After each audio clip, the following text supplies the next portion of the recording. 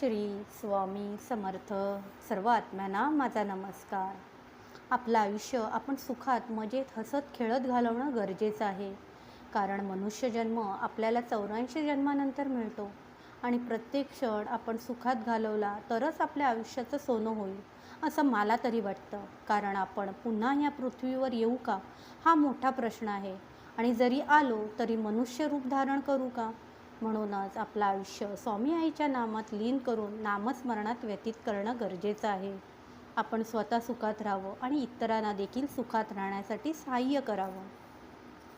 आपण आपलं दुःख दूर ठेवून इतरांचं दुःख दूर करण्याचा प्रयत्न करावा. आपल्या सुखात इतरांना देखील बोलवून त्यांना देखील आपल्या सुखात सहभागी करावं.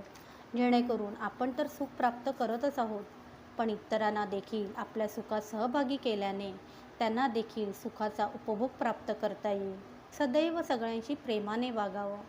इतकं छोटं आयुष्य आहे, मग त्यात काय कशाला करण्यात व्यतीत करण्यापेक्षा सगळ्यांसोबत राहून व्यतीत करावं. म्हणजे नेमकं सुख काय आहे ते आपल्याला कळेल. नेहमी प्रेम वाटणं गरजेचं आहे, तरच प्रेम मिळणार. कोणाच्या विरोधात नाही तर प्रत्येक विरोधावर मात करून सगळ्यांमध्ये एकताचा भाव कसा निर्माण होईल ह्याचा प्रयत्न करणं गरजेचं आहे. प्रत्येक गोष्ट आपल्याच मनासारखी का? इतरांच्या मर्जीप्रमाणे पण राहणे देखील खूप चांगले अनुभव देतात. माझं करत बसण्यापेक्षा आपल्या सगळ्यांचे असे शब्द वापरावे. ह्याने मतभेद होणं टाळलं जातं. आपण सुखात असलो तरच इतरांना सुख देऊ शकतो. म्हणूनच सर्वात आधी आपण सुखात राहणे गरजेचं आहे, जेणेकरून आपण इतरांना देखील त्या सुखाची परिभाषा सांगू शकतो.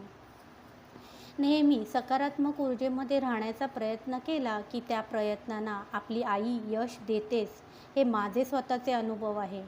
कोणी एकटं असेल तर त्याच्यासोबत राहून त्याला प्रेरित करण्याचा प्रयत्न करावा. आपला प्रत्येक क्षण अनमोल आहे, लक्षात ठेवा. हे क्षण पुन्हा कधी केव्हा कसे येतील, म्हणूनच आपण रोज आपला प्रत्येक क्षण आनंदात जगावा.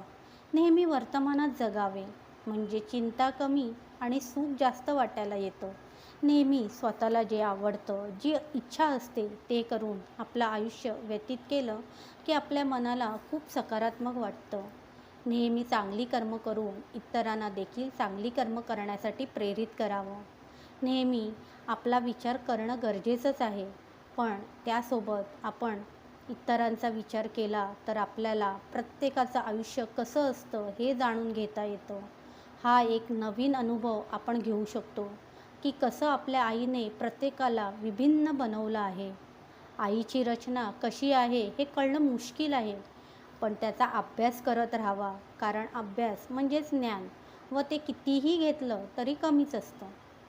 प्रत्येकाच्या आयुष्यात कसे कसे पडाव येतात हे आपल्याला समजतं. त्यातून आपल्याला खूप काही शिकायला मिळतं, जेणेकरून आपलं आयुष्य देखील सूर्यप्रकाशासारखं लख्ख दिसायला सुरुवात होते. मग कोणत्याच नकारात्मक ऊर्जा आपल्यामध्ये प्रवेश करू शकत नाही. कारण इतके ज्ञान आपण प्राप्त करतो की जेणेकरून आपण आपलं आणि आपल्यासोबत असणाऱ्यांचं आयुष्य सकारात्मक ऊर्जेने प्रज्वलित करू शकतो. निदान आपण प्रयत्न तर करूच शकतो. आईवरचा विश्वास इतका दृढ आणि शक्तिशाली बनतो की आपण आईच्या सान्निध्यात आपलं प्रत्येक क्षण व्यतीत व्हावं असं वाटू लागतं. आईची कृपा आपल्यावर आहेच असे अनुभव येतात. आई देखील आपल्या सर्वांना आपल्या कुशीत घेऊन तिच्या कृपेचा भंडारा आपल्यावर उधळत असते. पण हे तेव्हाच घडतं जेव्हा आपण आपलं आयुष्य सकारात्मकतेने, सत्तेने, प्रेमाने व्यतीत करतो. आपल्याला मग कसली चिंता, अडचण, संकट काहीच फरक पडत नाही. ह्या सगळ्या गोष्टींवर आपण हसत खेळत मात करून सुखाच्या आयुष्याकडे झेप घेतो. तेव्हा खरं आपण आपल्या आईचे लेकरं शोभतो. श्री स्वामी समर्थ.